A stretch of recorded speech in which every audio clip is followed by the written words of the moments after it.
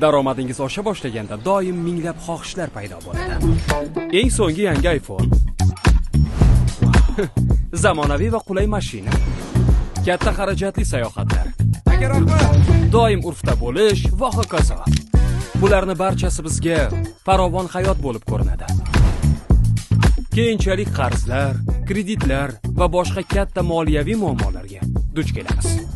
Aslida farovon hayot xaridlardan emas, moliyaviy savodxonlikdan boshlanadi. Har oy daromadingizdan kamida 10% ajratishni boshlang. Aniqrog'i mablag'ingizni ishonchli va halol ishga investitsiya ko'rinishida kiriting. Masalan, V2 investitsion kompaniyasi. V2 orqali sanoatdagi eng yirik bo'lgan Akfa alyuminium kompaniyasi ulushdoriga aylanasiz. V2 sizni qisqa vaqt ichida barqaror daromadga olib chiqadi.